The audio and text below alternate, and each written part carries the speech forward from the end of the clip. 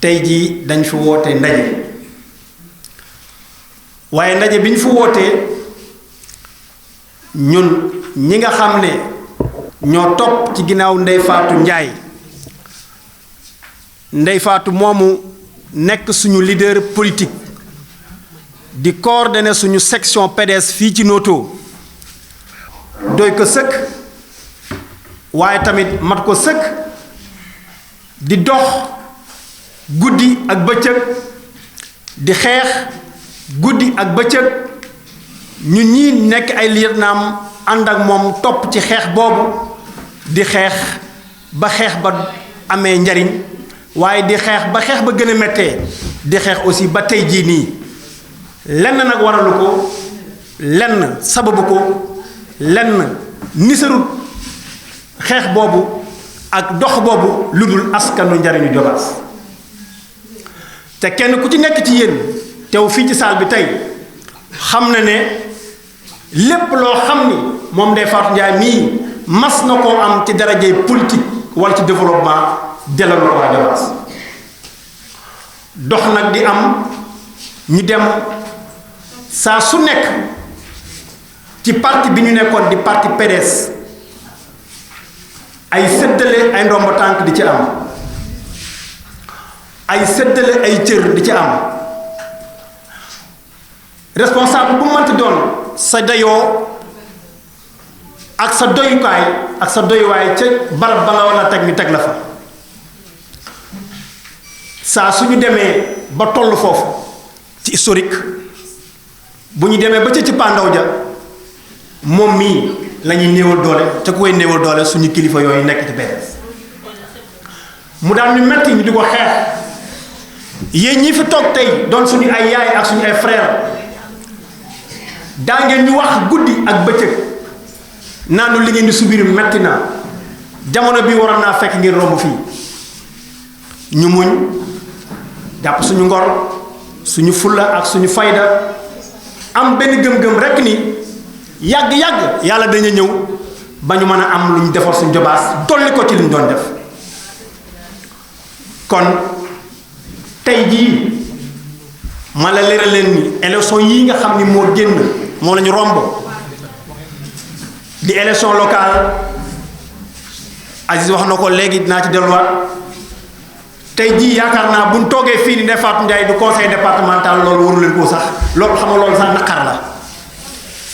dossier am defaroon nañu ko ba déposé ko binnee suba la ñuy tëj investiture la ñu rocc dossier am xeex nañ ci fañ te war a xeexee wax nañ ci fan war a waxee waaye taxut ñi nga xam ne ñooy suñu ay kàngam nekk ca kaw ci suñu ab parti di PDS jàpp ca mbaa ñu wax ca dara mu nekk metti ñu du ko dund mais ànd ak suñu ngor lu ne dégg nañ ko nag waaye ñu muñ lépp rek te xam ni moom yàgg dana mas a jeex ñu dem nag ba nga xam ne ginnaaw suba daanaka la mbir yi di leer ci li nga xam ne mooy élection législative yi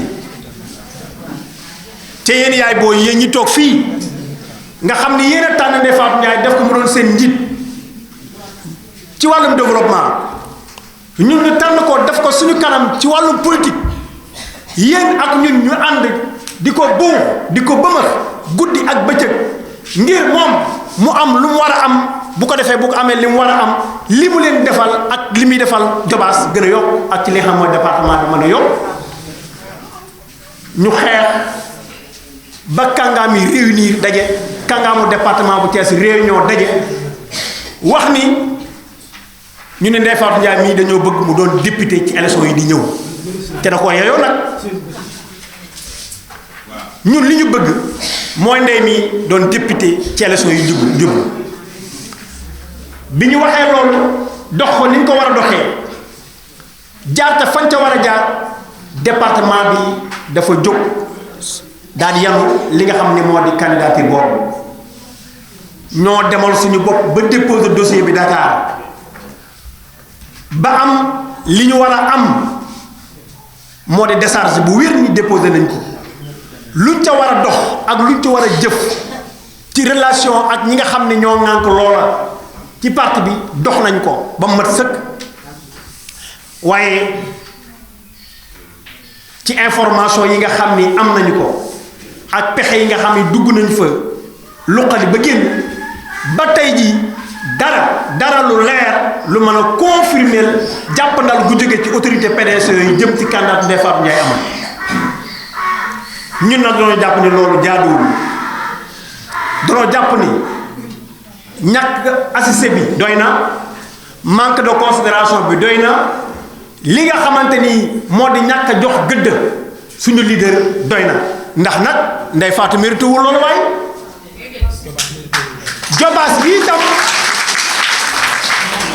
Jobaas gi itam mérité wul loolu dafa jot seen jigéen gii doon député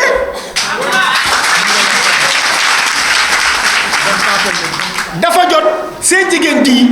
am ay ndomba tànk yoo xam ni li mu leen doon defal démb ak bërki démb bu doon def benn mu mën a def fukk su doon def ñaar fukk mën a def téeméer ñun nag li ñu gis ca gëm ko ndey dana ci ñëw léegi waaye daal ñun li ñu xam ca gëm ko mooy ndey mii tey dañu ànd ak moom accompagner ko ci lépp lu mën a doon officiellement dina wax exactement lan lañ taxawal ndax moom mooy suñu leader mooy suñu njiit dana wax officiellement ñun fan la ñu jëm bu ko defee li nga xamante ni moo ca war suñu taxawaay yéen yaay booy yi yéen suñu ay naataango jeune ñu àndandoo xeex loolu au niveau local xeex loolu au niveau départemental xeex loolu au niveau national ngir ndey nag jóge fii ba lu mu ñu mën a dimbalee mu dimbalee ko Jobaas ndax Jobaas doo ko ñor te loolu leneen la kon ci kaw loolu laay tënkee sama ay kaddu di sant ñépp kaddu yi nag lu ci dëng ngeen xam ni kaddu yu jóge ci xol la jëm ci ay xol ndax nag dafa jot ndey jóge fii mu ne ngir demeen fu foo xam ne dañu gën a mën a dimbali. damaa gis saal bi daanaka ay jigéen moo fi ëpp ma bëgg leen a wax ni yéen jigéen ñi dafa mel ni ñun góor ñi jeunes yi ñun dafa mel ni ñun ñoo leen gën a bëgg Ndeye Ndiaye te vraiment damaa jàpp ni yéen jigéen ñi yéen ñi ne ci saal bi yéen a ñu war a gën a bëgg Ndeye Ndiaye kon ma bëgg yéen ñii jigéen ngeen xam gëdd Ndeye mii ba jàppale ko mu man leen a jàppale ba jigéenu Jobaas yëg ni réew mi am na ñu fi taxaw am na taxawaay kon ñu bëgg Ndeye ñun ni fi mu nu toll ñun ñiy sën di ànd ak moom guddeeg bëccëg lu ne ñu di ko jàngoonteel lu ne ñu di ko dindi ci moom yéen jigéen ñi yéen laa bëgg yéen a ci war a gën a dund ndax Ndeye fu mu toll soxla si jigéen ñi rek lay wax te laanaka ñun loolu mooy suñu objectif ndax yéen jigéen ñi fi toll nii su ngeen amoon la ngeen bëgg wala ñu jàppale leen wala ñu jàppale Ndeye jàppale leen waaye ñun dañuy noppalu ndax kër jigéen moo ko yor góor daanaka xamul ci kër dara kon ñu bëgg fu la jënu am ba taxawaay bii tey ndax ni ñu doon doxee fukki at ak nangam ci PDS joxuñu nu suñu cër joxuñu suñu gëdd joxuñu Ndeye cëram joxuñu ko gëddaam ngeen wan leen ni vraiment ñun Ndeye mii mënuñoo am ku ko gën mënuñoo am ku ko remplacer mënuñoo am itam leader bu mel ni moom waaw te dinaa leen xamal yaar vraiment yéen jigéenu Jobaas am ngeen leader boo xam ni maanaam xamu leen yeneen gox yi sax boo xoolee da nga naa ñoo leen gën a bëgg Ndeye kon su ma sañoon vraiment ngeen bëgg Ndeye taxaw ko taxawaay boo xamante ni bii ni Jobaas gépp ak réew mépp dinañ gis ni Ndeye mii vraiment jigéeni Jobaas moo ko ñor kon ñun jigéeni Jobaas Ndeye rek moo nu war a ñor waaw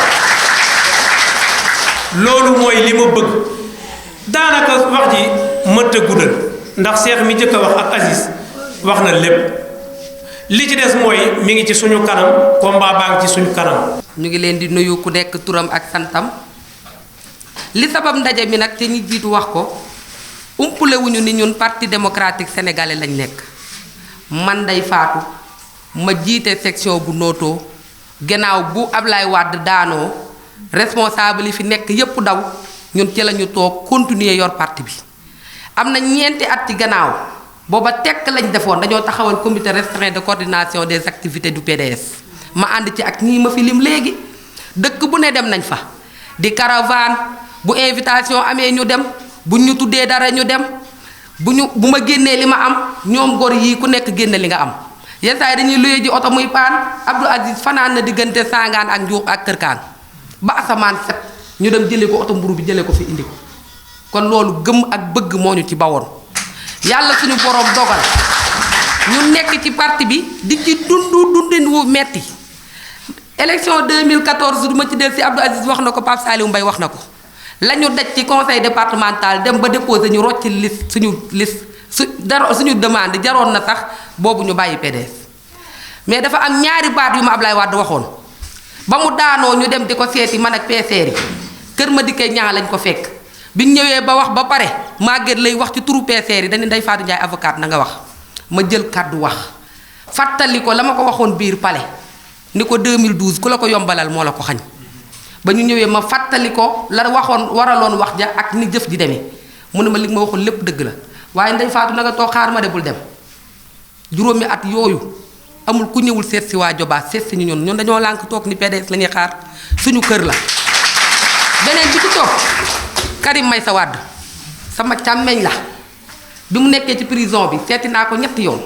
bu mujj bi dafa fa ne Ndeye Fatou dinaa ñëw nootoo incha allah man ko alhamdulilah ñu ngi lay xaar kon loolu gëm-gëm la mais dañoo nekk ci parti boo xam ni kumba am ndey ak kumba amul ndey moo cay dox boo fekkee ca kaw am loxo bu gudd lépp lu ñuy joxe yow ndey yow dañ ca jot waaye boo fekkewul amoon loxo bu gudd amaana bu ñuy séddale sa cër dañ koy jël jox ko borom loxo yu gudd ya ñun nag dafa am lu ñu bindoowul mënuñoo gàdd suñu saag rek di pandang pandangi saa yu ñu gàddoo saag rek luy développer localité bii la ñu nekk moom la ñuy wuti wala luy développer jigéenu département bi ñu jiital mais gàddu sa saag rek dem ci kër leader kër responsable wax lu la neex ngir rek cër suba déedéet dañ ma doon wax Ndeye Fatou li tax dugaluñ la comité directeur man leen comité directeur kat ay lobbying moo fay dugal nit te man mënumaa lobbying ndax loolu kon loolu la PDS di doxe bi ñu ñëwee ba réunion kër Saliou Mbaye département bi yépp toog dañ leen Ndeye Fatou Ndiaye yow la ñu tànn proposé la nga nekk suñu candidat ñu jël dossier ba Abdou Aziz mii ba muy dem am na ñu mu àndal ñu yóbbu ko ba ñu demee yóbbaale résolution bi ñu caché ko jox ñu suñu destin bi suñu indi mais boobaa tey li muy xeeñ neexul man Ndeye Fatou nag dama ni leen damaa noppee di tungoomaate ca kenn duñu tungoom dafa doy sëkk tungoom nañu ba sonn poussé nañu ba sonn léegi nag dafa jot ay xale lañu màgg nañu mënatuñoo continuer di pousse di topp loo xamul kañ la jëm Karim Wade nag day continuer doon sama càmmeñ te bis bu ñu bisee ci réew mi dañ xam ne sama càmmeñ la bis bu ñu bisee ci réew mi dañ xam ne Karim sama càmmeñ la dara duñu tàggale waaye yoonu politique moom bis ni ki tey ber nañu suñu yoonu bopp taxawal suñu mouvement bi ñu tuddee ànd bokku jëmuwaay ànd bokku jëmuwaay nag li mu ëmb dafa bari ndax ñun dañoo tegu ci yoon bëgg a dem kon fas yéene nañu ñépp ñu bëgg a dem ñu ànd ak ñoom fa ñu jëm wuti fa njariñ luy jariñ askan wi kon ñun ñépp ñooy ànd ngir wuti njariñ loolu ñëw delloosi ko ci suñu askan loolu nag wuti gi nag day war ku nekk ci ñun gis nga suñ doon jaay ay carte de membre téeméer wala ñu koy jaay ñeent fukk nañ jàpp ni ànd jubba jëm bokku jëmuwaay bii ñun ñoo koy jëmmal ñoo koy dundal ñoo koy gëm ñeneen ñi ci biir biti dog ñoo fekk si te bu ñu jógee nootoo dinañ woo suñu mbokk yi ci département de Thiès yàlla daf maa nattu may yëngu ci politique waaye di yëngu ci développement comité consultatif de la femme di département de Thiès dama koo jiite ay jigéen nekk fa ñuy yëngatu bokku jëmuwaay kon seen bopp dañ koy gis ci bokku jëmuwaay bii kon dees na ko yaatal ci département bi ba li ñuy métti ñu mën koo saafara PDS nag bis ànd nañu àndin bu rafet ba egsi fii ñu egsi tey nag doxin wi ñuy dox mënuma caa tënku dañuy taxawal suñu yëfu bopp taxaw nañ suñu yëfu bopp ber suñu yoon fas yéenee dem ànd cee képp ku bëgg ba ñu cee lëkkaloo ak kenn waaye élection législative yi bu ko yàlla dogalee dinañu ci participer ak kuñ ci mën a àndal nag ak kuñ ci mën a àndal dinañu ci participer du ñu ni doon député rek moo ñu ñor nit dina dimbali réewam ca du doon député waaye nag li metti mooy injustice bi ñuy dund moo metti loolu la ñu mënatul a continuer loolu la ñu mënta wéyal looloo tax ñu ber suñu yoon bokku jëmuwaay dina wàcc ci dëkk yi yéen responsable yi fi toog yéen ay relais yi bu ngeen eggee nag ku nekk xam ni am na mouvement bu dudd Noto Diobass man fekke naa bis bi ñu koy sos te bëgg na maa ànd ci mouvement boobu muy ndaw ñi muy mag ñi muy jigéen ñi kon na ñépp def ko seen yëfu bopp su ko yàlla dogalee ci fan yii di ñëw balay yàgg dinañu woote waat rassemblement bu mag comme ubbi nañu suñu bunt ku dugg si te bëgg a jàpp ak ñun fa ñu bëgg a dem mu mën caa ànd ak ñun dinañu woote ni leen ah kii de nee na daa bëgg a ànd ak ñun nan la ñuy àndee ak moom kon foofu la ñu toll te foofu la ñu jëm. liñ ci leeralaat rek mooy Diobass dafa soxla taxaw li ñuy dund metti na torop jigéeni Diobass yi li ñuy daj dafa mel ni bokkuñu ci réew mi ginnaaw nag mel na ni bokkuñu ci réew mi nag nañu wuti luy tax ñu bokk ci réew mi. li ñuy joxe ca ñu am ci wàll nañ ñu ko jox ci la ñu bokk li ñu xañ metti na li ñu dund metti na injustice bi daal wax dëgg yàlla dafa war a jeex kon nañu laxasaayu xam ni fi ñu jëm du neex day metti mais nag njalbeen moo mel noonu na ñépp yëg ni daal tey lii suñu doom la ñoo koy tette ñoo koy nàmpal ba mu doon doom ji gën ñun nag xalaat bi ñu am ba taxawal ko doom ji gën lañ ci bëgg léegi nag yéen ñi fi nekk yéenay tax mu doom ju gën ju ñépp bëgg kon maa ngi jéggulu ci kàddu yi di leen sant di leen gërëm di ñaan ci yàlla bis bu ñuy dajawaat na ñépp ni yeex nañoo taxawal mouvement ànd bokk jëmuwaay bii ci Diobass jërëjëf. président si ñan nga yaakaar si coalition wala sa biir parti PDS ñoo def mbuxum yooyu wala ba jéem leen génne daal sa candidature wala bu dee xeex la kàddu boobu ñan ñoo lay xeex pour ci PDS. waaw yëf yi de sëñ Babacar ci kaw lañu yóbbu ndax it ñun dañ ni bu ngeen paree yóbbu leen permanence ak seen commissaire politique jox nañ ko suñu commissaire politique dem nañu permanence booba ak tey département bi mën naa citer ay kilifa yoo xam ni nee nañ ma ñu ngi woote ba war nañoo programmer sax demaat permanence pour seeti Omar Sarr gisiwaale Lamine Thiam gisiwaale Amadou Diarra bi nga xam ne moom lañ jox suñu dossier da di nag source mënoo ni nii information bi diw mii rek tig moo ma ko jox mais ñun li ñu mitti ca kaw lay jóge ndax ñi ci suuf appulee wuñ ñu dara luñ ñu mën a xañ ñi ci suuf appulee wuñ ñu dara ndax su dee base politique mënuñu ni kii moo ñu ko ëppale wax dëgg yàlla bu dee profil bu baax li ñuy jëf ci département de Thiès gisuñu te jigéen ñooñu kan moo taxaw pour jëflanteeg ñun loolu kon nag yàq ji ca kaw rek lay mën a jóge ndax fa la ndogal yi di jóge waaye pour nga tudd ni diw mi wala diw mi day metti ndax koo ci wax koo ci woo nii la lay wax leerul lëndëmul dinañ daje dinañ la woo dinañ wax. ndax da ngeen génn PDS wala da ngeen des ci biir presse ba pare ber seen langue wut seen mouvement comme Aïda Mbodj ñu ngi ko defee nekk PDS am mouvement. ñun nag day duñu tricher dañoo génn tey pour taxawal suñu yëfi bopp. génn ngeen PDS. waaw dañoo génn pour taxawal suñu yëfi bopp dañoo génn pour taxawal suñu yëfi bopp. ndax bu leen président Macky Sall dalalee loxoom fas yéeneen ko fekki. loolu de moom mënaguñ cee wax waaye ndax ñépp lañu tàllal xam nga boo ubbee sa buntu ni man tey taxawal naa sama yëf tàllal naa sama loxo képp ku ñu mën a àndal ci liggéey bii muy coalition muy alliance duñu bañ benn. waaw mais ku leen amal njëriñ amal Noto. ku ñu amal njariñ amal Noto njariñ am département de Thiès njariñ loolu moom la ñu ku ñu amal njariñ rek ñu tàllal nañ la. Lancement officiel du mouvement politique And Bokk Jëmuwaay. Chers frères et sœurs, amis et sympathisants, nos invités, nos amis de la presse, nos salutations et nos sincères remerciements à vous tous. Soyez les bienvenus. Ce mouvement dénommé And Bokk Jëmuwaay est né dans un contexte tout à fait particulier, vu les mutations politiques et contextuelles que traversent les acteurs qui l'incarnent. Notre mouvement que nous venons de mettre sur les fonds Bastimo a pour personne morale Madame Ndeye Fatou Ndiaye, qui a marqué une compagnonnade de plus d'une décennie avec le PDS. Arrivée au PDS avec armes et bagages depuis son adhésion à nos jours, la dame Ndeye Fatou Ndiaye s'est toujours singularisée au sein du PDS de par son leadership, son élégance et sa capacité de mobilisation. Ayant participé à tous les combats, la dame Ndeye Fatou a toujours surpris son monde dans la création et l'innovation pour la réussite de son parti qui est le PDS. Force est de reconnaître que les partis politiques devaient servir de levier pour participer à la promotion socio-économique de nos concitoyens, mais cela à condition que les critères de promotion ou de nomination se fassent sur la base d'un mérite.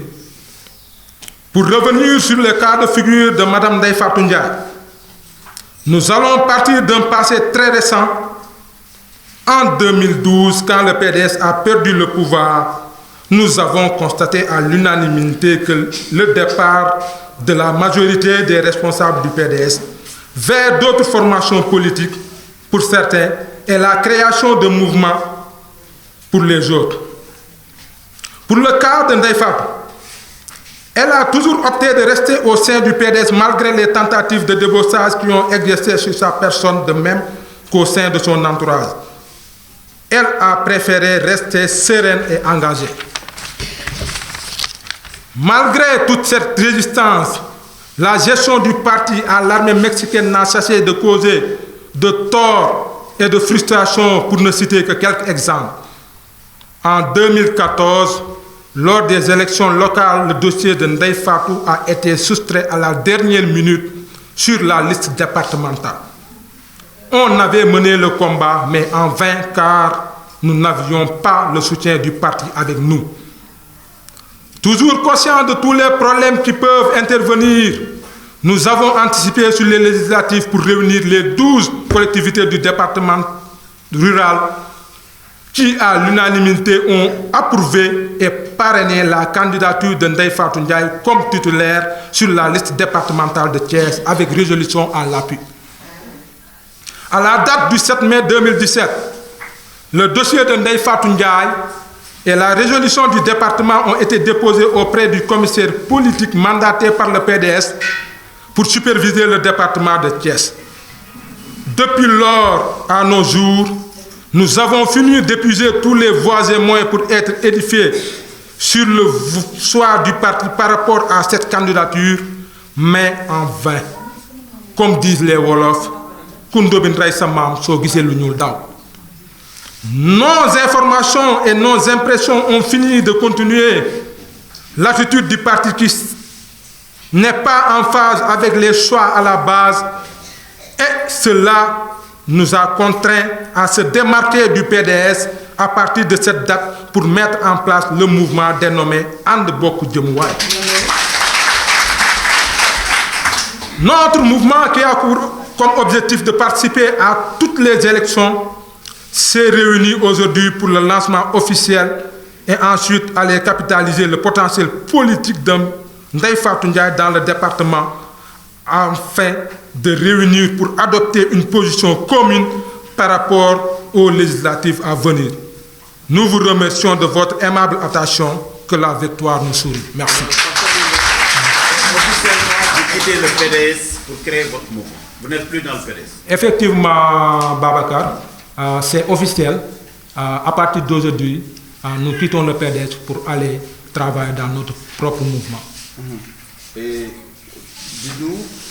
comment est-ce que vous comptez aller dans ces législatives? Avec quelle coalition? Du moment où nous disons qu'actuellement on est indépendant, on n'est plus du PDS, nous, ce qui nous incarne,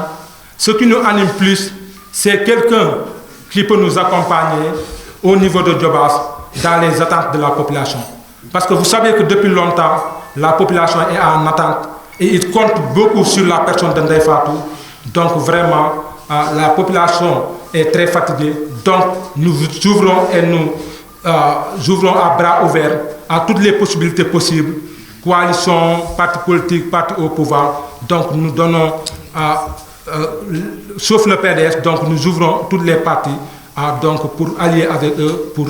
travailler, pour développer notre chère localité et le département de Thiès. Vous avez bien mesuré cette décision.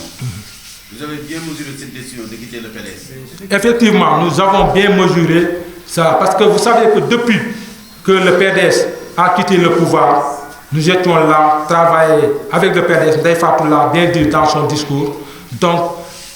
regrouper nos propres moyens pour vraiment faire booster le parti, travailler pour le parti, mais comme Ndeye Fatou l'a dit, vraiment, les responsables qui sont là ne nous aident pas vraiment à représenter le parti dans la localité.